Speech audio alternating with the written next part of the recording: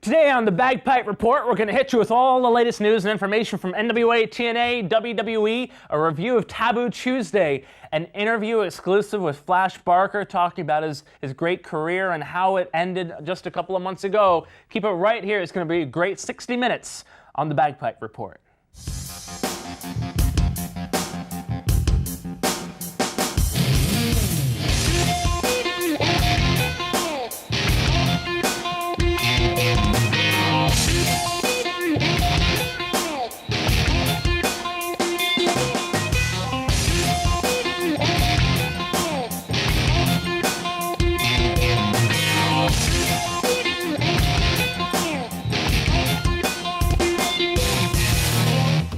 Okay, fresh from his massive hangover, we have on the line right now Bryan Alvarez from the Figure 4 weekly newsletter. Check out WrestlingObserver.com for ordering information.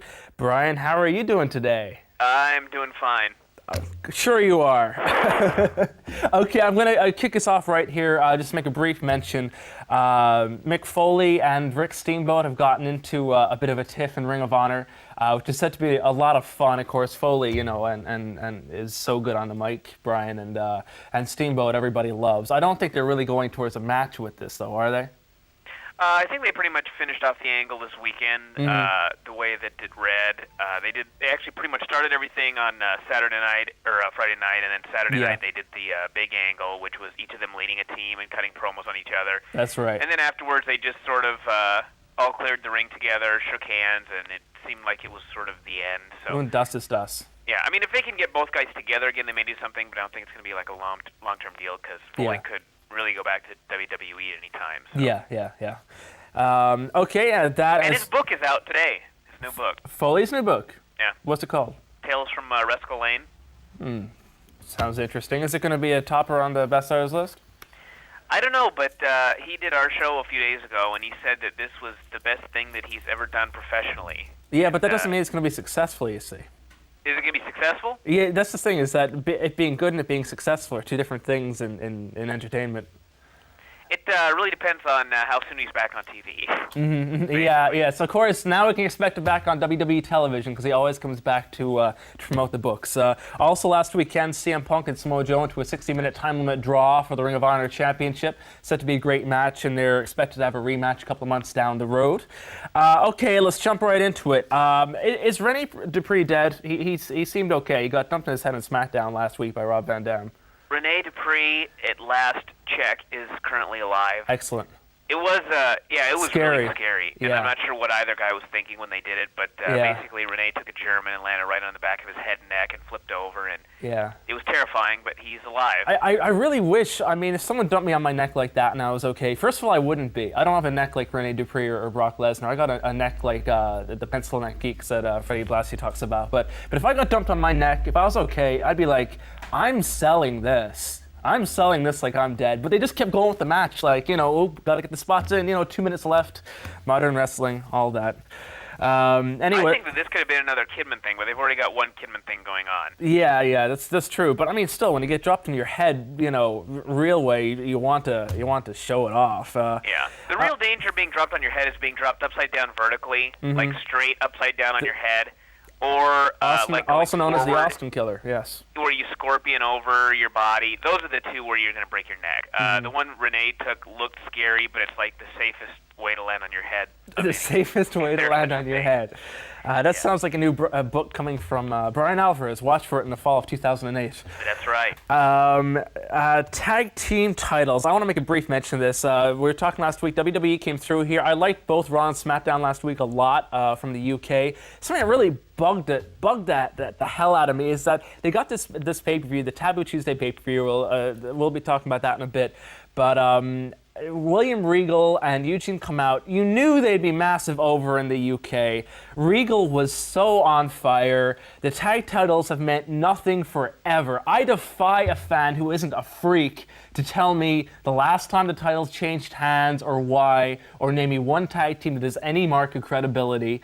And yet they did the old dusty finish, the great big celebration. Everybody's like, yeah, feel good moment. They won the titles. Steve Regal, we love you. This is England. Yeah, man. British Bulldog, SummerSlam 92, Wembley Stadium kind of deal. Yes. We come back from break. Haha, screw you. Why? Why do they do that? Why do they hurt us? That was one of the stupidest things that I've seen that company do in as long as I can remember. And the main reason it was so stupid was because I think everybody knows I've got this book about WCW coming out, and one of the things that we wrote about regularly was every time they went to Ric Flair's hometown or anybody in that area or anywhere in that area, they would bury Ric Flair. And the people were dying to see Ric Flair beat somebody up or come out on top, and he was always beaten. And they killed business so dead in those areas that they could never draw again. And the last 2 years in WWE, I swear to God, it's the same with like Booker T. Every time they go through Houston, every time they go through Texas, he's doing the job to Jamal, or he's getting beaten. But I remember a pay-per-view last year, I think it was Bad Blood 2003. They're in Texas. I think it was even Houston, but they're definitely in Texas. Booker T's the home crowd, challenging for the IC title against Christian, and they do like this DQ finish. The crowd is all pissed off, and a couple of weeks later, Booker beats him for the title anyway when it doesn't even matter, in like a 4-minute match on Raw. And it's like, They did the same thing with Michaels in San Antonio. He won the belt last December, and they did the, switch it around. Did the switch, yep. Both shoulders down. But I don't know why. It's like I think it's an old school mentality where you screw the fans over and they get very irate, and then you give something to them the next week. But I don't know if they realize that they're not in England next week when Regal wins the belt or whenever. It's like they're kicking him in the groin and then patting them on the head. And it's like, I'm sorry, but the kick in the groin was just a lot stronger a negative than the pat in the head was a positive, Yeah, this one was really stupid. Anyway. It's mostly because the belts really do mean nothing. Yeah. I mean, there was nothing to lose here by getting the belts off those guys. And at least here they could have had, a very memorable night. I mean, every time we saw them walk out the titles, whether it was for a month or a year or a day, I mean, you'd think back to how hot the crowd was that one night. Go, wow, that was something. Well, actually, I've got to disagree with that because when La Resistance won the belts, it was almost the Regal thing. How do you mean? That ultimately meant nothing. It was a one-night thing in their hometown. Yes, but they're a heel tag team, so that took away from the impact of it. Yeah. Granted, on that night they beat it was Benoit and Edge at the pay-per-view a few months ago. I mean, that was a hometown deal, yes, but because they were heels and they're only being cheered that night, it took away from the impact. Whereas since Regal and Eugene are baby faces anyway, the fact that they're in England enhanced it, and at least it would have been more consistent coming out, Yeah. I think it would have done a hell of a lot for the tag titles, and I don't understand why. Anyway, good Raw and SmackDown last week. It's just little things like that I don't understand. I really don't understand. Did not want to make money. I don't get it. Moving right along here, it looks like Booker T is turning good guy. He had a couple of little signs last couple of weeks to show us that he's ready to get back in the hood again. Apparently, upcoming house shows he's going to be challenging JBL for the World Heavyweight Championship. Should we look for this to become a pay-per-view match? Or if not, who is JBL's next opponent? Except for Hardcore Holly, of course. I'm not sure where they're going with the title, to be honest with you. I think that ultimately they're going to want it on Angle because they want to do Angle and Undertaker for the belt at WrestleMania. Yeah. But it depends on when they want to pull the trigger on that one. If they've got a few months to do nothing, then maybe they'll do some Booker JBL matches. Right. I don't think Booker will win the belt unless they really don't want a heel versus heel match for the title, in which case he could be like a 2-week transitional champion or a month. You don't think Taker would beat JBL for the title and Angle would challenge at Mania? You think it would be the other way around? I really think they'd probably want the babyface going in. Yeah, unless I heard Angle would win it. So, right. But, things change all the time. But, so, I don't know. JBL is JBL, so, whoever wants to, whoever they can put in there to drag a good match out of him, I'm all for it. Moving on to NWA TNA. Vince Russo has found God. Is this true? You know what? I really hope it's not true. Really? Because this would be, like, the most pointless angle in the history of wrestling. You're just looking for fodder at this point, aren't you? With Vince Russo, yes. Yeah. You see, I'm looking for fodder for Vince Russo because if he went to all this trouble, because he actually has a website, and the website's got a forum. It's got daily inspirational deals. Right. That actually aren't daily, but that's another story. What, like video clips of David Arquette winning the world title? It's a daily thing that's not daily. But he's got a bunch of stuff up there. So like, if this is a Russo angle, he's gone to an extraordinary amount of trouble for something that in the end absolutely nobody's going to care about. But if you ask me, I would say that it probably is real. Right. Well, it'll be interesting. And apparently his last day is going to be in November anyway at Victory Road. So we'll see how that pans out. Hall and Nash have signed with TNA. What is the status of their deal? They're going to be at the big pay-per-view on November 7th? Yeah, I think it's going to be a ladder match with Jarrett versus Hardy. And there's going to be one outsider in each guy's corner. So I think what they want everybody to think is that the outsiders are going to team up and beat up someone, and the question is who. Right. But I really don't know what they're going to do. Maybe they're going to keep them separate for a while because they only want to work with each other. But right. I'm just most interested in seeing if Kevin Nash is standing there the whole time laughing throughout the entire main event, which I would put past him. Does he still have short hair? Because that makes me laugh. Well, if it's longer, it's not much longer because, Yeah. It's been, he didn't cut it short that long ago. Yeah. Actually, it was a year ago, wasn't it? It was a year ago. Time flies. But he did that match at UPW a couple of months ago with Tom Howard and Chris Daniels. And I saw some photos from that. I don't think his hair was very long then either. So I think it's still pretty short. So that'll be worth watching if nothing else. Just for Kevin Nash's hair, buy the pay-per-view. Okay, we'll be back right after the break with our review for WWE Taboo Tuesday.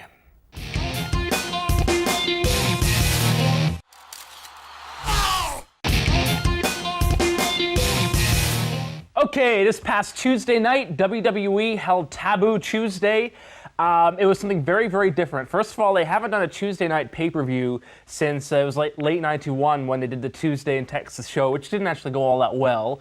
They usually do Sunday nights. I don't think they've even done a different night since maybe Royal Rumble 94. I think it might have been on a Saturday, but I digress. They tried something a bit different. Some parts worked, some parts didn't. One thing I'm going to say right off the top, Brian, is Ric Flair is the greatest of all time. I can just sit here and say that happily, given my spectrum and scope in the world of professional wrestling.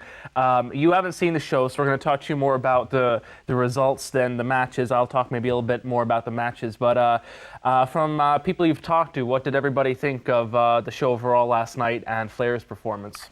Well, most everybody that I talked to did not like it until near the end. Yep. They did the two main matches.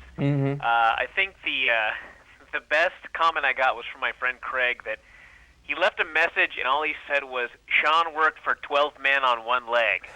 I'm gonna go back to actually a column I wrote for WrestlingObserver.com in 2001, and what I said was, this is before Michaels returned, and I said, if and when Michaels returns, he'll show the world that he's more than just a bump artist, that he's a real all-around wrestler. Last night, not only is he a guy with a guy who broke his back 5 years ago, but a guy who couldn't stand on one leg, and he was absolutely amazing. Truly amazing. Okay, we're going to jump into the results here. Right from the top, we have the show opened up. It was exciting to open up with. I mean, they had the whole keyboard set, and you felt kind of, it was a little bit different, going for it. The early parts of the card, much like you said, were not very good. Chris Jericho wrestled Shelton Benjamin, who beat him for the IC title, clean. Nobody knew who to cheer for in this one. It wasn't a bad match, and Jericho certainly did some good stuff acting heel, but the match overall wasn't that hot, and I don't think it really worked with the crowd all that well. We had so much filler on this show. We had the Women's Battle Royale, and the only real standouts were Trish Stratus looking incredibly hot and Jazz looking extremely classy. We had Kane versus Gene Snitsky. Now, this Snitsky, he's getting a massive push, isn't he? I'm actually, I didn't see this show, but I heard that this match was not good. It was dreadful. It was a really bad match. Anybody who's ever seen Gene Snitsky in Ohio Valley knew that he would be dreadful. I don't know why they gave him 10 minutes to be dreadful, though. Well, It was sort of a major match because he was facing Kane, and I don't think Yeah, they could have. I suppose if they gave it 2 minutes, then that sort of would have sent the message that it's not an important storyline, but still, you know. Yeah, they needed 10, but Snitsky can't go 10, and I have actually been surprised, aside from if this match was as bad as everybody says, Oh, yeah. aside from this, they've done like a phenomenal job of building up. Snitsky. Yes. And I guess Kane will be leaving to do his movie, so they destroyed him. It makes me kind of sad, actually, because, I mean, this isn't a knock on Gene Snitsky, but I can think of a lot of guys who, in this position, I mean, they've done such a good job with Snitsky's push the last month. There's so many guys who I would have given that push to. But, of course, he needs to be physically that big for it to be believable with Kane. Yeah. What was Lita doing out there anyway? It's like one of the guys raped her and got her pregnant, and the other one beat her until the baby was dead. I mean, really, does she have that much stock in this match? Come on. Yeah, well, if you follow the storylines, well, don't bother. We had the hair match, which, thank God, was a lot shorter than the Kane-Snitsky match. Only they had so much time afterwards with Vince coming out, running down Eric Bischoff, Coach wearing a dress, and I just kind of thought, you know, if I was just sitting at home paying $35 for this show, this is just 20 minutes I'm never going to get back. But I think this is one of those deals where every now and then Vince has to exert his power and humiliate numerous people in a short period of time. And this was the night for Bischoff and Coach, and, you know, it's just one of those things where we used to see with WCW all the time where I'm sure that Vince really enjoyed himself humiliating this man. And I'm sure that all the guys in the back that hate Bischoff were laughing on the monitors. But do we really have to waste 20 minutes of our lives? Yeah, is it good for the fans? You know? Observing it? So, Yeah. I don't know. Ironically, Vince, of course, said, you know, this is going ahead because the fans voted. I think if they had the chance, fans probably would have voted just not to have the match at all. But I digress again. Triple H versus HBK. We talk a lot about how Triple H is overpushed, about the fact that he's pushed down people's throats. The character is just overused. At the end of the day, that does not take away from the fact that Triple H is a stellar wrestler. His offense looked very good. Triple H thrives in this style of match, something methodical, something storyline driven more than spot driven. And Shawn Michaels was just phenomenal in his role. They were in the figure four for probably about 4 minutes, and Michaels is crying and screaming at the referee and debating and trying to get him not to stop the match. At the same time, Hunter is getting in Michaels' face and yelling at him and giving him the whole deal, and it was just so good. The only thing that pulled away from this match for me is that they gave Shawn a comeback, and because Shawn couldn't walk, he gave Hunter 3 inverted atomic drops. And I mean, we've seen from Shawn Hunter matches before, Hunter is so much physically bigger, it's hard to believe when Shawn is on offense anyway. And the fact that Shawn couldn't walk, you're sitting there going, you know, this is kind of taking me out of the suspension of disbelief a bit, because I don't really believe that Shawn is coming back here. But it was still a phenomenal performance. And the thing with Shawn's comeback, though, is it's usually so aerial. Yeah. When you can't walk, Yeah. I mean, you don't have a whole lot of options. I guess you could have just punched him numerous times or whatever. I think that's all they should have done, because the 3 atomic drops and the clotheslines and all that, I mean, there's no force and conviction behind anything, and it's hard to believe Triple H taking an inverted atomic drop from Shawn anyway, and it's hard to believe Shawn kicking him in the butt and Hunter flying into the ring post head first. You know, it's hard to believe that anyway. So given this condition, I found it more difficult than usual. But again, you know, just everybody did such an amazing job in this match. It was so much better than it had any right to be. And the fact that the fans were so into it is a testament to both these men's incredible abilities, incredible wrestling ability. You know, I've got to say one thing real quick about Shoot. this match. I haven't seen it yet, but I once tore my MCL. Really? And I had to do a match the next day. Mm-hmm. And it went 30 seconds, and I did nothing. So I cannot even fathom Right. Shawn going in the ring and doing this match. So Yeah. I'm very excited to see this one. We had the tag team title match. You know, I'm going to make this point again at the end of the show, but the one thing that's been missing from WWE pay-per-views, I do fear that this is a once-off, but nonetheless, credit where it's due, is we keep talking about when a show finishes, you don't get a sense of momentum, a sense of direction. Edge on this show hit all the right notes. He does not work as a serious babyface. He works as a hangout, goofy, maybe RVD-style upper mid-card babyface. He doesn't work as a serious one. Fans rallied against it. As a serious heel, he's been fantastic, and on this show, for my money, he really became a credible heel main event character. The tag team title match solidified that. Chris Benoit going over La Resistance single-handedly was a bit of a suspect move. I don't know what you feel about it, but to be perfectly honest with you, the tag title situation on Raw is so dead. And La Resistance, I like them, but they really have no credibility anyway, you know. So to be honest with you, I don't have a problem with it. To me, those belts were dead for so long. And there was a period where they were over earlier this year when it was being traded. I can't remember who the champions, but they were. Well, Edge and Benoit were the champs, and Evolution were challenging, and they had some great matches on Raw. Yeah, the belts were over there. Yeah, and that was a good thing. And yeah. I would like to think that they're going to be over now that Benoit and Edge won them, but at the same time, it's like you have two guys that nobody took seriously as champions for so long, and then they get beaten after like 10 years or whatever by one guy. Yeah. Which kills them and kills the belt. Yeah, but the belts didn't mean anything anyway. They didn't, but... You know? Because they had no one to challenge for them. So just by default, there was no way to make them meaningful. You know, that they literally would have had to be Ric Flair and Chris Benoit to make the tag titles work, given the storylines and given just the lack of a division, you know? Finally, Ric Flair, I cannot say enough good words about him last night. The main event, it was so refreshing. People wanted to see Flair. Orton hasn't really been clicking since his babyface turn, but I think he worked better last night, partly due to Flair, I've no doubt, than he has the last couple of months. He seemed more sure of himself and sure about what he was doing. A really good, old-school 12 minutes of two guys bleeding like crazy and just whomping the crap out of each other, which is exactly what the doctor ordered. And I have to say, seeing Flair come out in his old-school style robe, of which Ross priced at $15,000 or more expensive than his first house. That was a goosebump moment. And at the very end, I'm sure you haven't seen this yet, but the look in Flair's eye, I've never actually seen. I've seen Flair put people over before, but the look in Flair's eye that he gave to Orton was perhaps the ultimate passing of the torch that I have seen in possibly in my history in this business. It was an amazing moment. And for me, that match just turned around the entire show. Yeah, when it was over, I heard mostly about Shawn, and I also heard about the Ric Flair thing. So obviously those were the things that struck people the most about the show. Yeah. But I guess Ross was talking on commentary about how Flair was like, future Hall of Famer. He's going to get his own wing, that sort of thing. And the fact that they actually aired the post-match makes me think that Flair's going to go babyface. But they've teased that so many times that... including 3 weeks ago.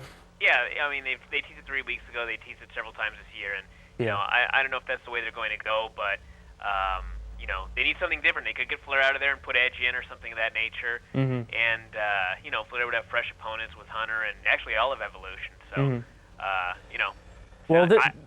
It's one of those things that I heard so much about it that I'm very excited to see the pay-per-view. Well, this is the time. Now, coming out of this show, again, the show overall was not a good show. There were two matches which were really special. They were really different for me. That's why I order a pay-per-view, to see something different, to see something unique. That's why I give this pay-per-view a thumbs up, even though if you take it on average, it was very, very bad. But as a whole package with the last couple of matches, we got that sense of momentum with Edge, with Randy Orton, with Chris Benoit, with Sheldon Benjamin is back on track now after that injury a couple of months ago, which has me excited. Now is the time for the guys like the Triple H. I don't think they will, but now is the time for the guys like the Triple H and a couple of the established guys up there to really put over these guys, because we do have a sense of direction, and I hope we keep it, and I hope they take advantage of it. And that is about it from the pay-per-view. Anything else you think we should expect to see leading into Survivor Series on November 14th? No, I have no idea where they're going. Kane's gone, Shawn's gone. And we got another week to see Raw, of course, because now there won't be a Raw the night after the pay-per-view. The Raw was the night before the pay-per-view. Yeah, so next week we'll know everything. So we'll have you back next week to talk about Raw, see where they go with these directions, and much, much more. Brian, thanks for joining us this week. We will talk to you again next week right here on TBR. Sounds good, thanks. Take care. The Coventry Skydome on November 13th will play host to British Uprising 3, one of the biggest events in the history of British wrestling from FWA. Here's a look at what you can expect to see at this big event. 3 roads to promise you the same thing. One chance, a time to gamble everything. You'll know your fate when the last man standing. One man serving to another, one life acting as a brother. Don't need respect, revenge is sweet. There's nowhere to run, nowhere to hide. All you're left with is your pride. You say a prayer deep inside. Stand on full as your walls collide.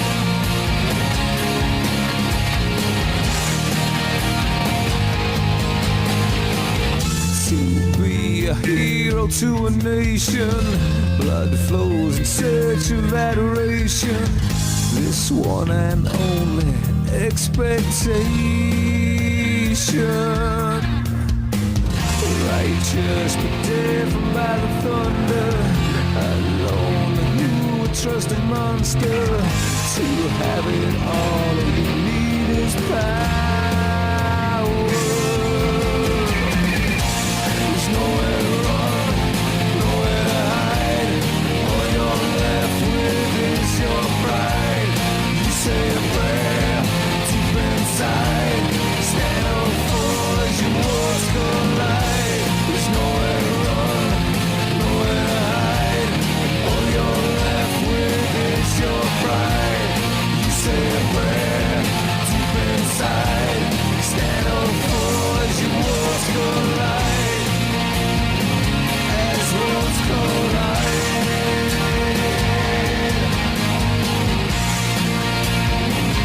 As worlds collide. There's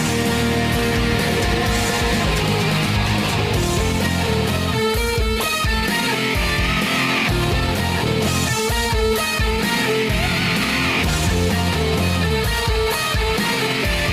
to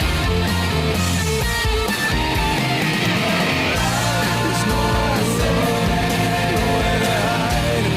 All you're left with is your pride. You say a prayer deep inside. Stand up full as your walls collide. There's nowhere to run, nowhere to hide. All you're left with is your pride. You say a prayer deep inside. Stand up full as your walls collide. As worlds collide.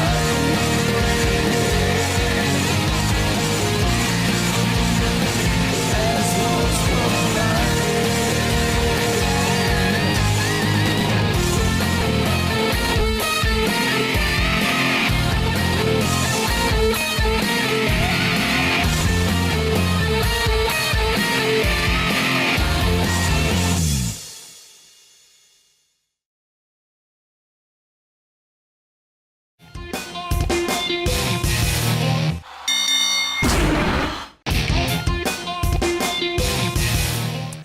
Okay, our next guest is very familiar to fans across the UK and Ireland. He is one of Britain's own and one of the best wrestlers and the most recognizable wrestlers to come down the pike in quite a while.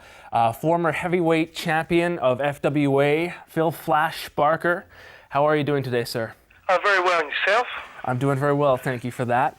Now, I want to start talking to you about, you retired recently, and you're such a young man to be retiring, especially in this business where people can seemingly go on forever. Can you talk to us a little bit about the nature of the knee injury you sustained? And I know it was months in the making of trying to decide what would happen and see if you could come back from it. How did the knee injury occur, and when did you decide it was finally time to call it quits? Well, it was actually an ongoing thing. To be perfectly honest with you, it had been hurting me for about at least a year and a half. Yeah. Bearing in mind that I've been wrestling for 17 years, so it's been quite a while. And I knew I had to have some surgery done, but as all, I suppose, with most wrestlers, we're scared to find out the truth. And I knew what the doctors were going to say, and I thought, well, if I go for knee surgery there and then, pretty much my sort of career's over. So I really wanted to put it, sort of like behind me and sort of fine. I'd take a few painkillers and I'd just keep training for it. Obviously, it was the wrong decision at the time, and there was just so much wear and tear on my knee.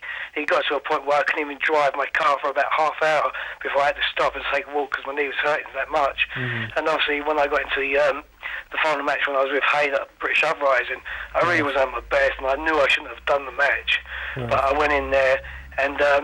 I remember doing like a vault. I jumped up to vault, so you guys went underneath me, and as I landed, it just something on my knee just went ping, and obviously he worked on my knee. And to be honest with you, I thought he would have sort of laid off a bit. No, I was in such agony and real agony, but no, he just carried on, and really, that's sort of put the sort of finishes to my career, really. Right. Do you think it was, people always talk about in this business how when you go out there in front of the spotlight, the adrenaline gets you going again.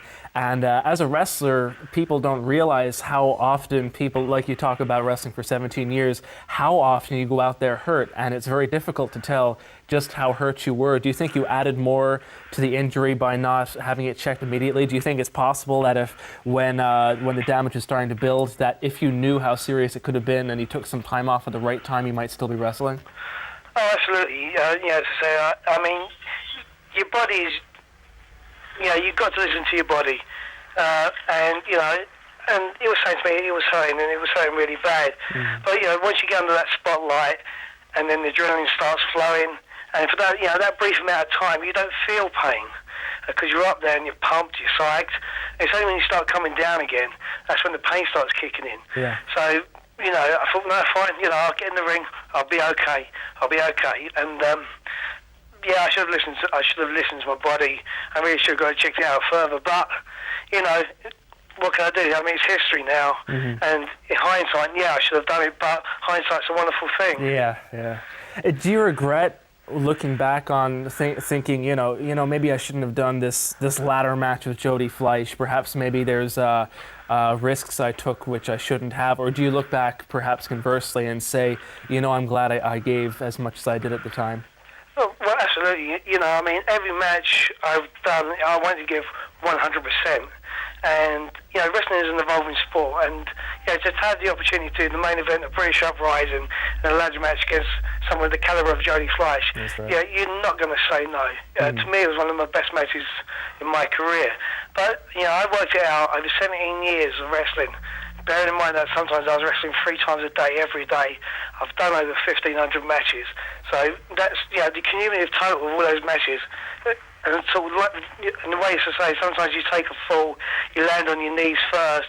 And at my size, I was 17 stone, right. And all that weight going into 2 small surface areas, which is going to take the majority of the impact. Of course, it's going to wear my knees away. Right. Take us back to how you got started in the business. I actually studied Croydon. It was a gym that was run by late Roy Harding. Really? And the guy that trained me was a bloke called Big John Prater, who was at the time he was a 23-stone powerlifter and also an ex-bare knuckle boxer. So he had quite good grounding in the sport, and obviously he could look after himself. Right. And he also taught me how to shoot and how to shoot properly. Right. And bearing in mind as well, before that I'd done 7 years of judo and 8 years of karate, which I achieved, downgrades in both. It was just, for me, it was a natural progression. And, I'd done a little bit of shoot wrestling, a little bit of amateur as well. So, I thought, that sort of tied me over, really. How much do you think that background helped you in the professional wrestling game? Oh, the judo especially, because, it taught me how to fall properly. That's right. And how to displace my weight over, Balance, to cover, make it sort of like loads of sort of surface area so you can displace the weight of the bang. So the judo especially, obviously the karate with the flexibility, and obviously the shooting side, I suppose, in case someone did take a liberty, I could take care of myself. Right. Which, unfortunately sometimes it does happen. It was just the way it was at that time that, there was the old school sort of thing. And like I say, bearing in mind, I was pretty much one of the last people when I first came in the business that really, really had it hard. That, for the first 6 or 7 months, I was absolutely beaten to a pulp. I'd go home really black and blue and I couldn't go to work the next morning because I was beaten up that bad. But in the end of the day, that was my education. That was my apprenticeship. And unfortunately, people don't, or unfortunately as the case may be, people don't suffer that no more. Yeah. Well, how do you feel about the wrestling business, the way it has changed? Because, of course, 17 years ago, as you talk about, it was different. The rules of engagement were different in that kayfabe was still absolute and 100%, and you had to go through those rigors to enter the business. Today, it's different. Today, people aren't tested to that degree. Today, it's more mainstream. Do you think that's a good thing for the business, or do you think it loses something? I think you got to look at it objectively. In the end of the day, wrestling has always been an evolving sport. You know, it can't stay still for too long. You know, when I first broke in, the American wrestling was just coming on the scene with the WWF, and the big thing was the British Bulldogs were in. So right. when looking at the British wrestling, then you see their product, you thought, wow, look at their bodies, look at what they're doing. And then look at the British product, and you think, well, maybe that's not exciting. But, and again, in its own way, British wrestling was far superior, especially technically wise. But then you had the advent of hardcore wrestling, which was a natural progression.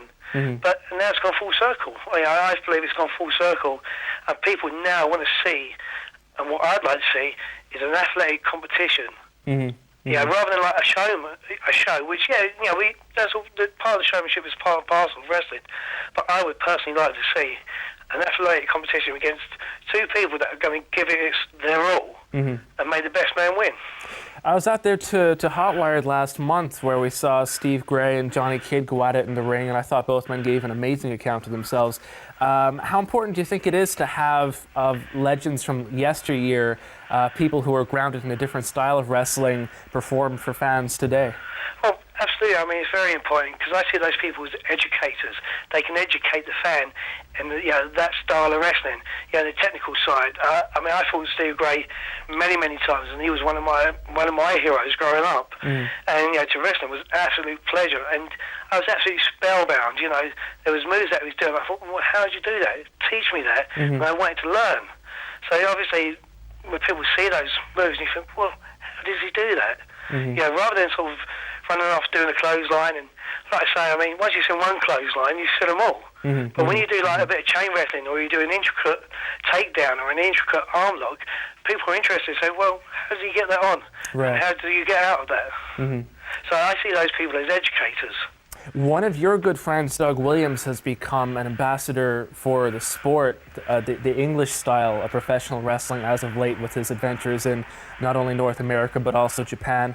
Why do you think it's so difficult for British wrestlers to be recognized these days? Because it's so easy for a wrestler in North America to become quite famous on a worldwide scale, but there are so many great wrestlers in England. What do you think they need to do to become more noticed? I think the trouble is to be popular over there, everything evolves around having a gimmick, having a commodity to sell.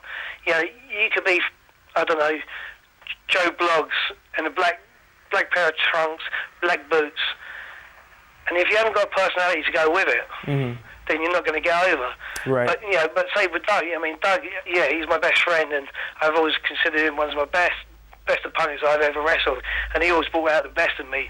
And he is a very great ambassador because the style that he does, and and he says to me he purposely chose the English style. Now he could have gone and done high flying, he could have done hardcore, but he said no, he stuck to his roots and showed that I am a British wrestler and I do a British style. And really, his time will come, and it's well deserved. I do really believe it's well deserved.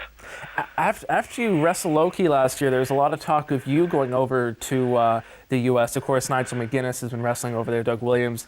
It never really seemed to pan out. Was that a plan, or was that just the talk among fans at the time? I think it's possibly. I do remember when I'd done against Loki. I met with one of the guys that was co-promoting the show, and he said, he wanted to take me over, and I left it in the hands of the powers to be, and unfortunately, that's where it stopped. Right. I mean, possibly my own fault for myself. The reason why I suppose I never broke over in the States is I never done it for myself. I was never the greatest self-publicist, and you'll find most people that have got over that are very good self-publicists. Yes. You've got to go over that, and you've got to show people who you are. I suppose to a certain degree, I sat back, maybe trusted a few people and said, well, okay, I'll let you sort it out for me. And, it just never happened. But, that's a lesson in life. Yeah. I mean, I don't regret it, because I could have gone to the States and that, but I mean, as I say, I've just recently got married and I've got a beautiful wife and I've got a little child on the way, and, for me, life is perfect. So, yes, it's a missed opportunity, but on the other hand, it's not a missed opportunity because my personal life has come on leaps and bounds. You've only been retired a short time now. How much do you miss the in-ring action, and do you think it's going to get more difficult as time goes on? Because, of course, you're a young man. In a couple of years' time, you certainly won't be over the hill. Do you think it'll be more difficult as time goes on, as you're sitting there thinking, I could be having great matches today? Oh, absolutely. I mean, every day I miss getting in the ring. In my current position as FWA commissioner, it's great because I'm still at the show, but there will always be a part of me that wants to perform. But, I just felt at this time that, because of my knee and the way I was feeling, I couldn't perform at 100%. And as I said in my retirement speech, if I can give people Flash Barker at 100%, I'd rather not give them Flash Barker at all, because I didn't think it would be fair on anyone. Especially myself, my opponent and the fans, and they're the ones that pay the money. And if I can't give them 100%, then, what's the point? Is there any chance that we'll see you back in the ring sometime down the road? We never say never. I mean, that's the only thing I can say is never say never. Yes, there'll always be that competitive edge to me, but because I've been retired a year now, and things have happened in my personal life, so I've taken priority.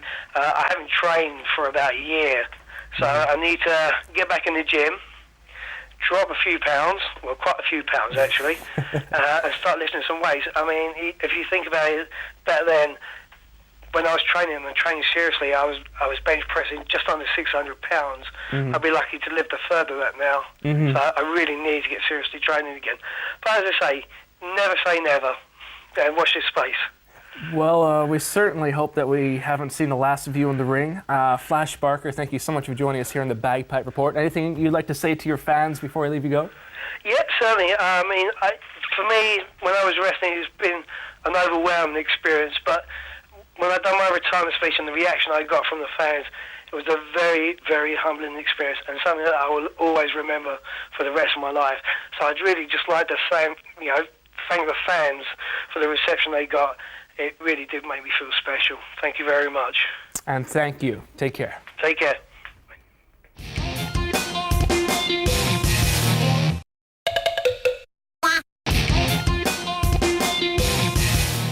I see what you want. I know what you want. Yeah, you want free stuff. Just like everybody else in this world. Just like my ex-girlfriend, all you want is free goodies. Well, here at TWC, we like to give in to the dark side. 200 pounds worth of great wrestling merchandise. TNA, Noah, anywhere you want to go around the world, we got the top merchandise from the top promotions. The WrestlingChannel.tv/shop, check out what you want. This week, another 200 pounds worth. Answer one very simple question, and it can be yours. The question is as follows. NWA TNA has an upcoming special show on November 7th. It's going to be their first monthly major pay-per-view show. What is the name of it? It's either A, Success Street, B, Victory Road, or C, Path of Achievement. Now you can text your answer either A, B, or C. What it's going to be is it's going to be Blake A, Blake B, or Blake C. You're going to text your answer to 88066. Get your answers in by this Thursday at midnight, and you could win a whole bunch of really groovy stuff. And now it's time once again to open up the mailbag for another dose of TBR Q&A. First question is from Daniel Thomas in Wolverhampton, who would like to know, when is the Wrestling Channel going to show TNA Impact? Well, we keep returning to this one, Daniel, and for good reason. People want to know, so we want to tell you. Just got off the phone with Shawn, head of TWC over here. He's working very hard to get the job done, as are TNA officials. We're hoping to have some news for you in the middle of November, so stay tuned right here to the Bagpipe Report. We'll give you the full skinny when we have it. This question comes from Carrie Lyon, who would like to know, I've been a fan for ages, and this question keeps bugging me. How many injuries are real and how many are fake in professional wrestling? The one that's really bugging me right now is Lita. Is it just a storyline, or was she really pregnant? Well, Lita was not pregnant. There was always a storyline, and I suppose why a lot of people are critical of that story in particular are because there's so much information out there these days, including WWE, puts out a lot of insider information, so a lot of people knew she wasn't pregnant, so it kind of makes the storyline less believable. Anyway, when it comes to wrestling, how many injuries are real and how many are fake, most of them tend to be real. There's often times when people are injured and they actually use a different reason for taking them out of action. Maybe if someone needs surgery, they have a match and it's loser leaves town, or they get a different injury which is in fact fake to cover for the real one that they actually have. At the end of the day, there isn't really a correlation. You never really do know whether the injury is fake or real unless you watch the Bagpipe report. But trust me, wrestlers get injured more often than you'd like to think. The next question comes from Aram Nasrallah in Denmark, who would like to know, I was wondering why WWE doesn't focus more on the rest of the world, since it has showed that they can sell out so many house shows around the world, and at the same time they have to cancel a lot of shows in the US. Of course, Aram here talks about some great shows such as SummerSlam 92, which was a really big success for WWE. I'm quite sure we've had a question for you before, Aram, so if you've gotten on twice, everybody else would like to mail bomb you for everybody else's Q&A that hasn't made it on yet. WWE feels the same way you do. In fact, in a press release last month, they talked about how much they're looking to expand their operation. Part of that expansion was the fact that they had Raw and SmackDown, both rosters here just last week for television tapings that not only went out in the UK, but Raw and SmackDown went to the entire world from the United Kingdom, which was kind of a cool thing to see. They're looking to expand more and more and more, and that's part of the reason they've got two rosters right now, so they can send them out further afield. Right now, business is down back at home, so yes, I would say do look for more pay-per-views to come from not only Canada, but possibly returning back here to the UK sometime soon. When we know it, we'll let you know. Okay, now let's check out some of the action right here at home coming up in the UK and Ireland. The Independent Wrestling Federation has a show in Bedlington Community Centre on Saturday the 30th of October. British Championship Wrestling has a show in the Grand Hall in Kilmarnock, Scotland on Monday the 1st of November. All-Star Wrestling will be hitting the Bletchley Leisure Centre on Saturday the 30th of October. There's 3 dates coming up for NWA UK Hammerlock. First, on Friday the 29th of October, they're going to be in Kent. The following day, on Saturday the 30th, they're going to stay in Kent for a show in Ashford. Finally, on Sunday the 31st of October, they'll be in Warwickshire. Premier Promotions presents a wrestling spectacular at the Weston Supermare Winter Gardens, if you can handle all that, on Saturday the 30th of October. And FWA has British Uprising 3 happening in the Coventry Sky Dome on Saturday, November 13th. Yeah, you used to be coming out here saying every week we got 7 days of hot action. Well, I got one better. 192 hours. How's that? We're going to kick it off with MLW. That's right, this coming week on the Wrestling Channel, MLW Underground Wrestling will feature Mikey Whipwreck versus Norman Smiley. Then if you like the high flyers, check out Sanjay Dutt versus the Fallen Angel, Christopher Daniels. On to Ring of Honor action as England's own Doug Williams faces off with Tom Carter. Then it's a four-way dance with Colt Cabana, BJ Whitmire, Dan Maff, and Homicide. And then in NWA TNA, the high-flying Kid Cash takes on James Storm, and Monty Brown's ass better call somebody as he takes on BG James. We got all that, much more, and this Monday night, a shoot interview with Juventud Guerrera. Hear about his time back in WCW, former Cruiserweight champion, maybe a little bit about his feud with The Rock. One of the greatest Mexican wrestlers, one of the best known internationally. You're going to want to check that one out right here on TWC. Did I say 192 hours of wrestling action? I am sorry, I lied! This coming Monday, TWC Reloaded debuts on 4/28. That's right, 4/27 for TWC. 4/28 for Reloaded. What you're going to see is you're going to see classic CMLL, Memphis Classic Wrestling, new shows. You're going to see the FWA Academy shows. You wanted it, you got it. We're going to see TWC Bloodbath, all the best hardcore action from around the world of professional wrestling, TWC Spotlight, and a whole lot more. Check out the TWC forums for more on the schedule for TWC Reloaded, Sky Channel 428. You're not going to want to miss this one. And also coming up in a couple of weeks, we're going to have SMS Interactive Games. Check it out, 4/28 this coming Monday. That's about it for us in the Bagpipe Report this week. Next week, we're going to have a very special show. Don't you miss it. Right here, this entire studio is going to be transformed. It's going to be TBR Live. We're going to have a live studio audience. We're going to have special guests right here in the studio and a whole lot more surprises. I'm going to see you guys again. Same time, same channel, 8 p.m. next Friday night, 4/27 TWC for the Bagpipe Report.